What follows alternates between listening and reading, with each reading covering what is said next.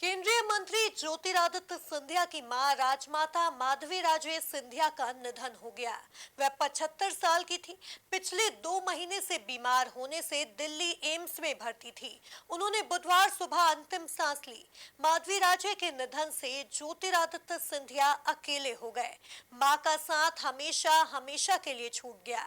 देखिए ये खास रिपोर्ट। मां माधवी राजे के निधन से सिंधिया राजघराना गमगीन। सिंधिया के मुश्किल फैसलों में मां माधवी ने दिया था मजबूती से साथ।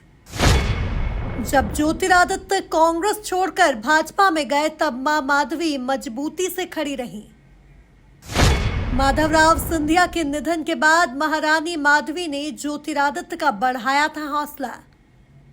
एक इंसान के लिए सब कुछ उसकी मां होती है।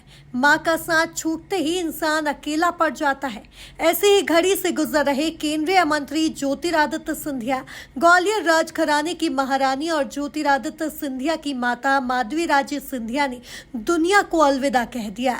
दुख की इस घड़ी में सिंधिया को ढांढस बंधाने राजनीति जगत की तमाम हस्तियां पहुंची।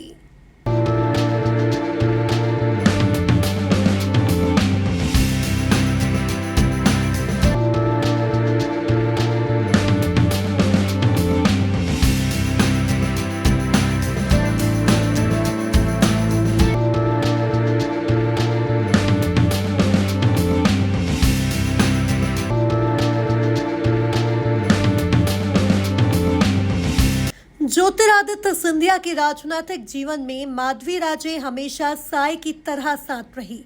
पिता माधवराव सिंधिया का विमान दुर्घटना में निधन हुआ तो ज्योतिरादित्य सिंधिया अकेले पड़ गए, लेकिन मां माधवी राजे ने अपने पति का दुख भुलाकर बेटे सिंधिया को संबल दिया और मजबूती से खड़ी रही। मार्च 2020 में जब सिंधिया राजघराने के मुखिया ज्योतिरादित्य सिंधिया ने कांग्रेस छोड़कर भाजपा में जाने का निर्णय लिया था, उस समय पूरा परिवार उनके साथ था। बेटा और पत्नी तो उनके फैसले में साथ थे ही, पर सबसे ज्यादा सपोर्ट उनकी मां माधवी राजे सिंधिया ने किया था।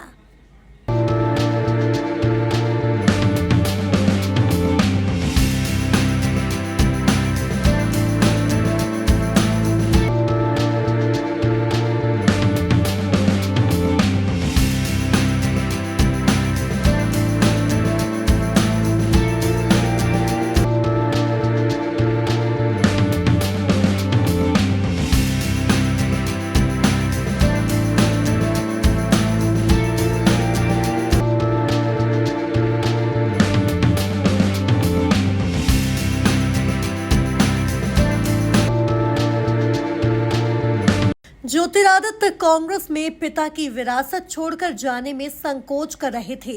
ऐसे में माधवी राजे ने मार्गदर्शक बनकर राह दिखाई थी।